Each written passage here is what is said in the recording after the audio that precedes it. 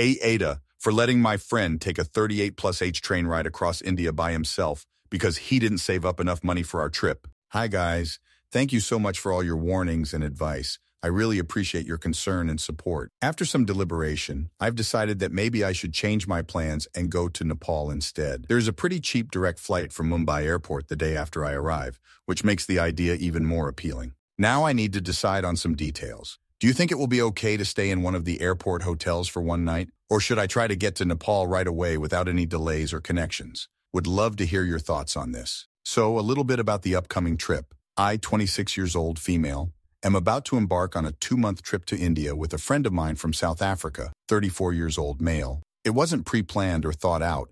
It all happened rather spontaneously. We both suddenly wanted to go to India around the same time and thought, why not? We thought it would be great to meet on the other side of the world and experience this adventure together. Of course, I realized that we would have slightly different budgets. My friend's salary is not very high compared to European standards, and that suits me just fine. I'm not one to spend a lot on traveling.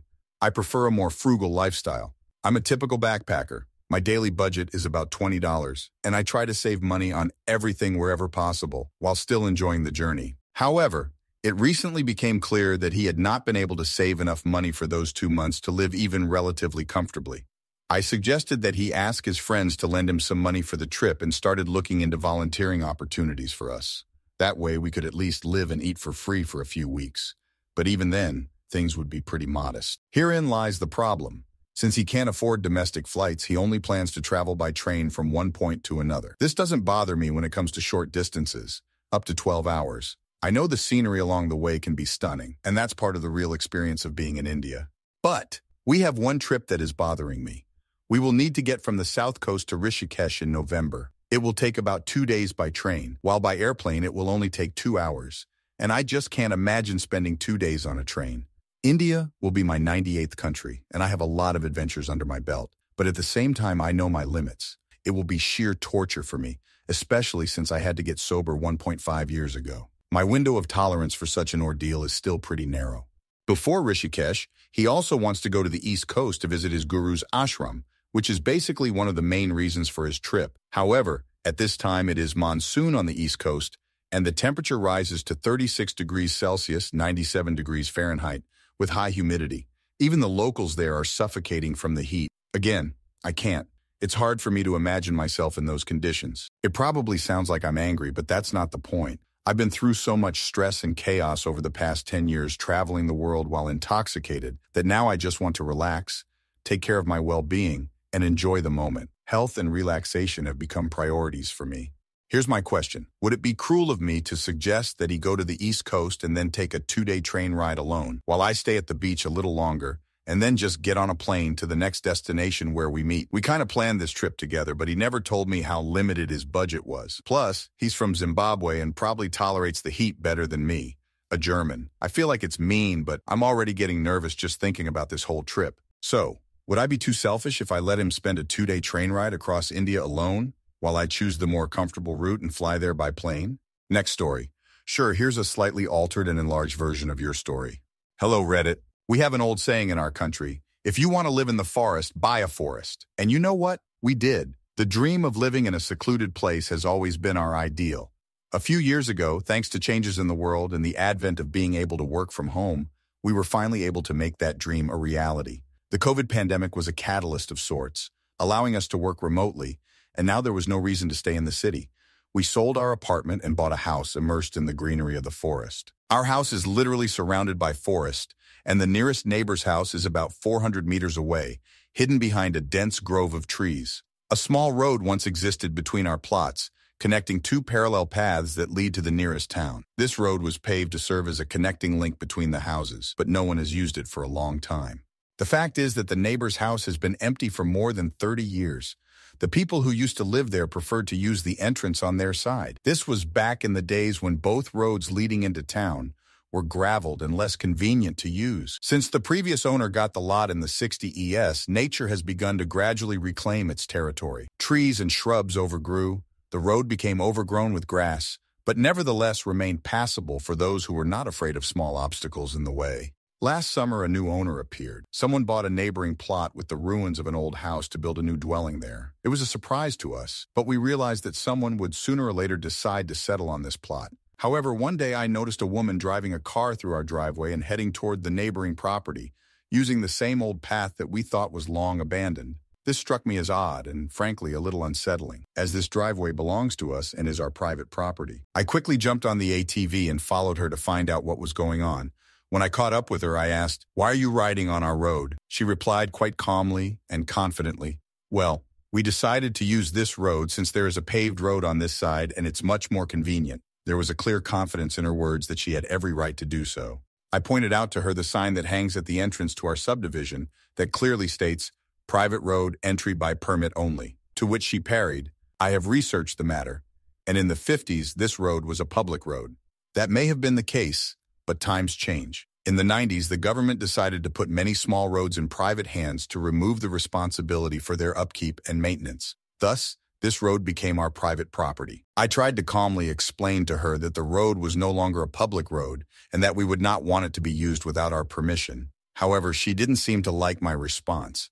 They must be annoyed that they have to use a gravel road to access their property, especially since it is about 10 kilometers to town via that road.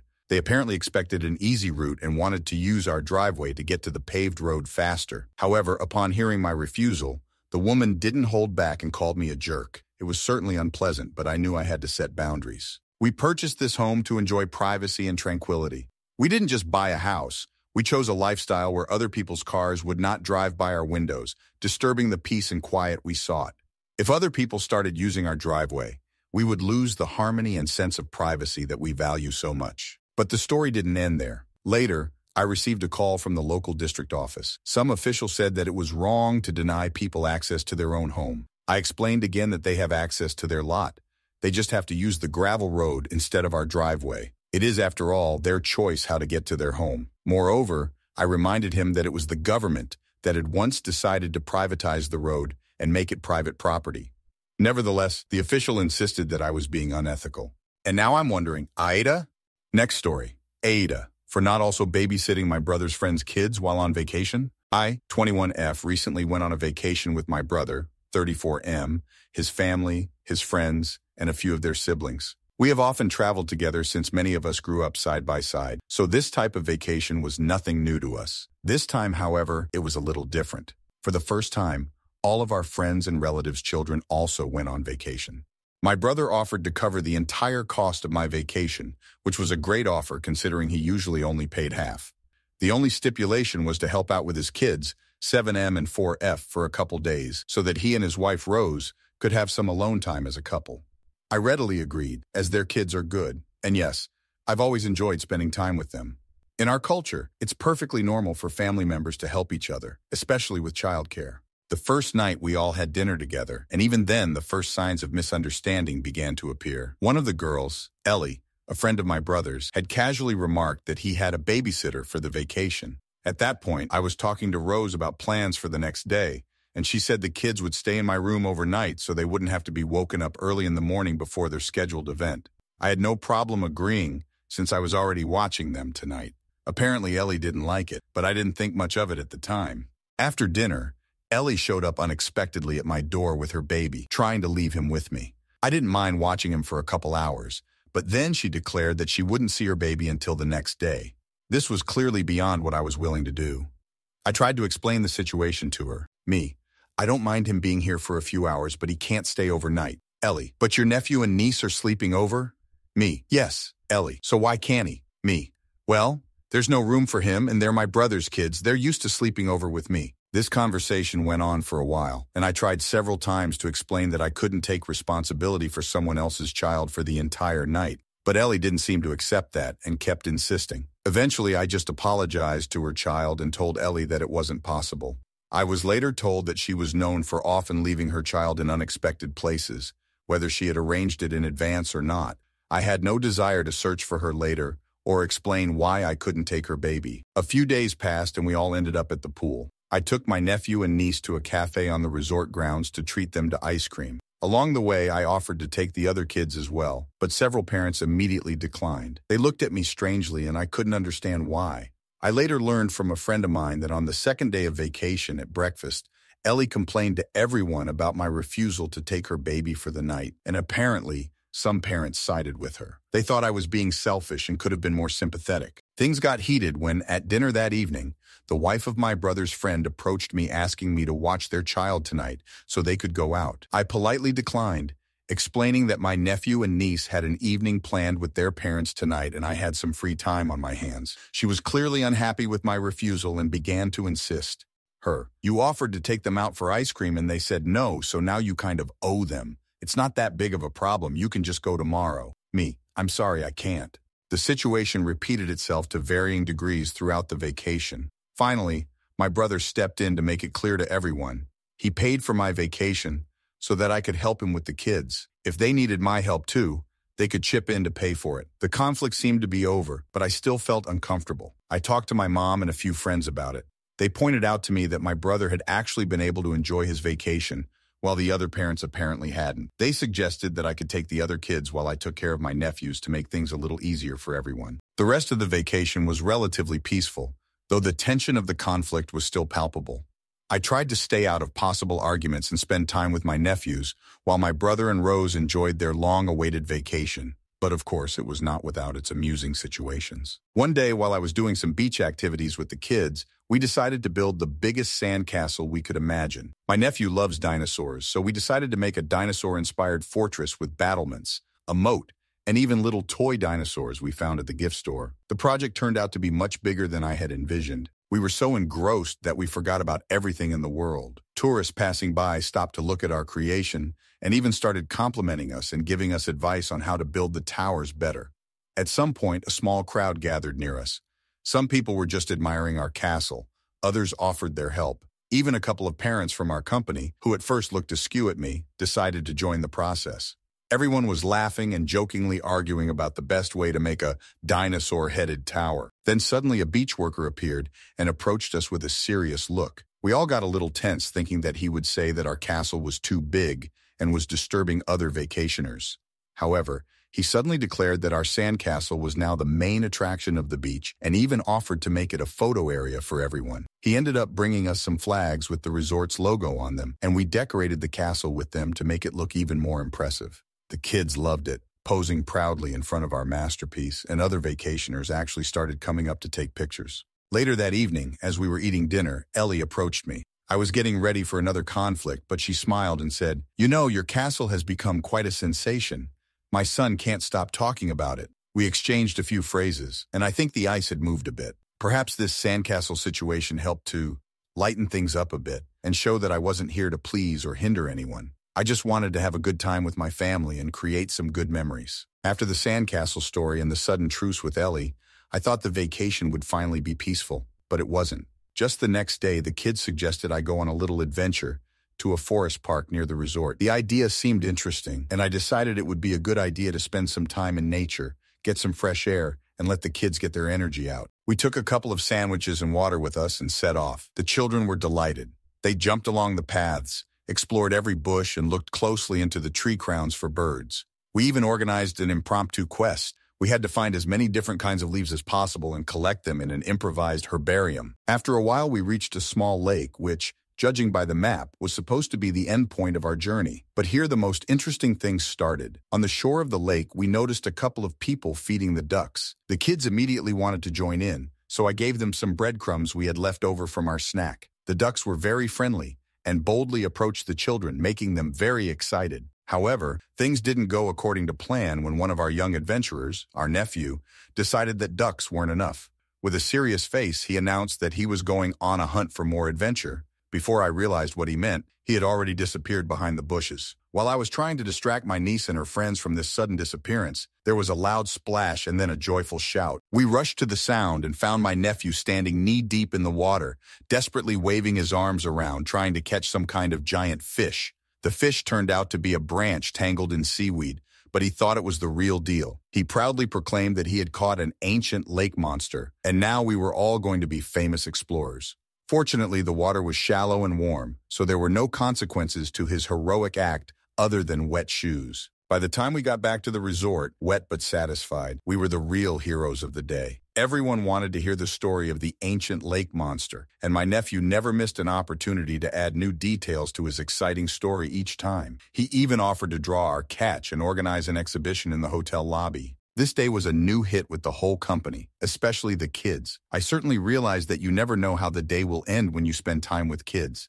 They can turn an ordinary walk into a whole adventure and present the most unexpected and funny moments. And yes, even those parents who were critical of me were now laughing with us. They came to see the exhibit and even suggested we organize a family quest to find the monsters on the resort grounds.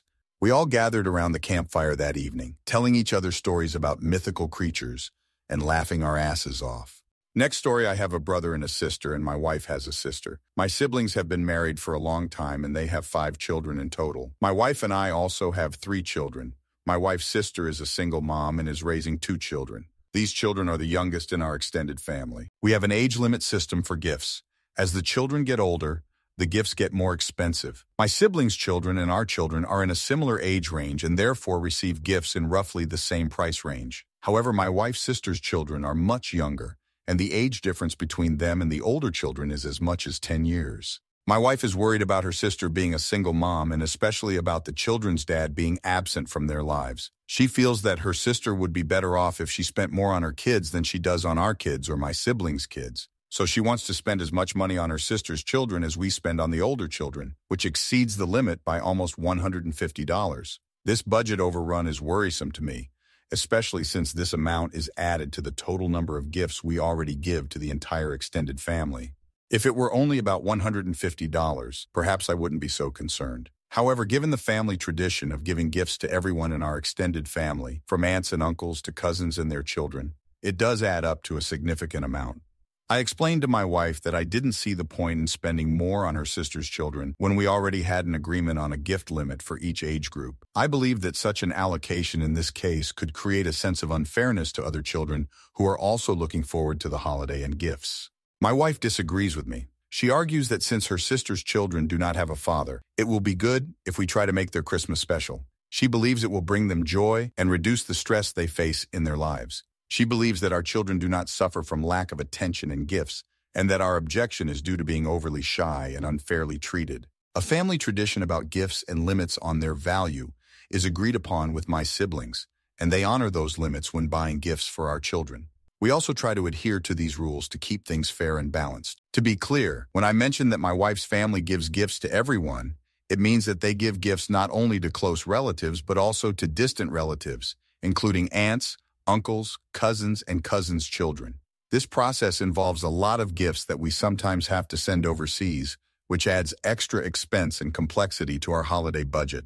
On our side, we only give gifts to our close relatives, such as brothers and sisters, and their families. We do not extend the circle to aunts, uncles, and cousins, which is considered normal in our tradition.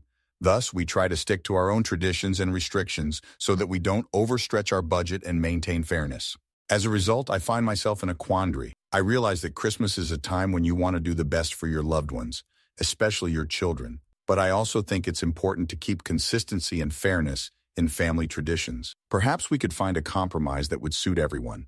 But at the moment, the issue remains unresolved. AITA, for worrying about financial overload and fairness regarding gifts for the children in our extended family.